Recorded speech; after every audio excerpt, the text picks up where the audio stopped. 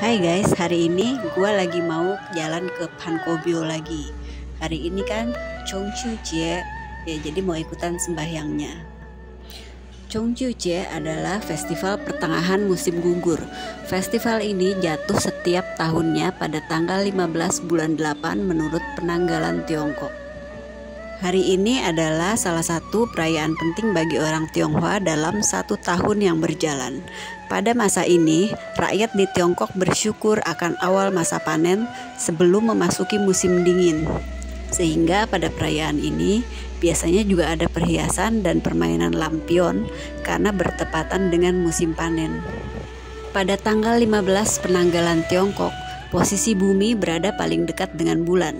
Menurut kepercayaan, saat itu Yin yang melambangkan perempuan dan Yang yang melambangkan laki-laki mencapai keseimbangan.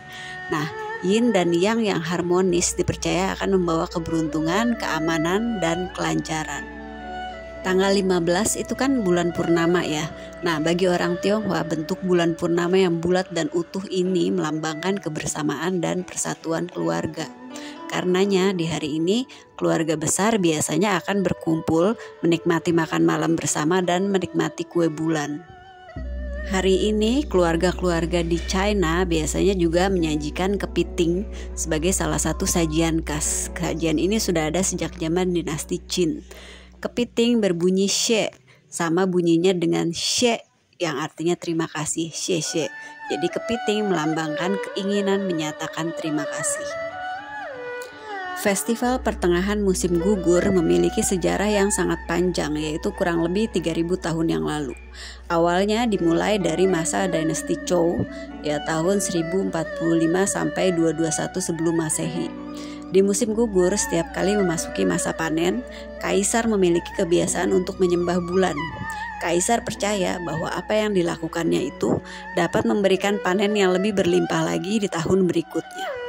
Lalu pada masa dinasti Zhou Barat, yaitu 1045 sampai 770 sebelum Masehi, kaisar mulai mempersembahkan sesajian kepada Dewi Bulan.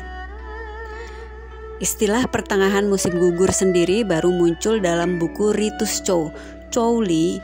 Buku ini ditulis pada periode negara-negara berperang, yaitu tahun 475 sampai 221 sebelum Masehi. Akan tetapi saat itu istilah tersebut hanya berkaitan dengan waktu dan musim yang sedang berjalan, belum dihubungkan dengan festivalnya seperti sekarang. Penghormatan terhadap bulan menjadi lebih populer di kalangan bangsawan, yaitu pada masa dinasti Tang tahun 618 sampai 907. Mulanya para pedagang dan pejabat yang kaya raya mengadakan pesta besar-besaran di istana, minum bersama dengan diiringi tari-tarian. Sementara rakyat biasa hanya berdoa kepada bulan untuk memperoleh hasil panen yang baik. Baru di kemudian hari warga biasa bisa ikut menikmati datangnya bulan purnama bersama-sama. Pada masa dinasti Song Utara tahun 960 sampai 1279 Masehi, tanggal 15 bulan 8 penanggalan Tiongkok ini akhirnya ditetapkan sebagai festival pertengahan musim gugur. Sejak itulah persembahan sesajian kepada bulan menjadi sangat populer hingga hari ini. Tradisi makan Yue Ping atau kue bulan sendiri dimulai pada masa dinasti Tang, lantas menjadi populer di kalangan keluarga kerajaan pada masa dinasti Song Utara dan menjadi semakin populer lagi di akhir masa dinasti Yuan. Di masa dinasti Ming dan dinasti Qing, festival ini menjadi sama populernya dengan festival musim semi atau tahun baru Imlek. Orang-orang melakukan berbagai kegiatan seperti membakar pagoda, tentu aja dari kertas ya, dan menampilkan pertunjukan tarian naga api. Di China sejak tahun 2008 hari ini dijadikan sebagai hari libur nasional, maka orang-orang berkumpul bersama keluarga mereka. Sementara kaum petani di China juga mengadakan upacara sembahyang terhadap Tu Tikong atau Dewa Bumi untuk mengucap syukur atas hasil panen yang baik. Nah, gak kerasa kan cerita-cerita tahu-tahu nyampe. Masuk yuk! Di Indonesia, selain memakan kue bulan, keluarga-keluarga Tionghoa biasanya yang masih menyimpan meja abu, biasanya juga melakukan sembahyang leluhur, sembahyang Tiongchupya atau sembahyang Pue Gue Cap Go. Ini istilah Hokkien yang artinya sembahyang tanggal 15 bulan 8 penanggalan Tiongkok. Nah, sekarang kita sembahyang dulu. Nah, habis sembahyang kertas cincu ini dibakar.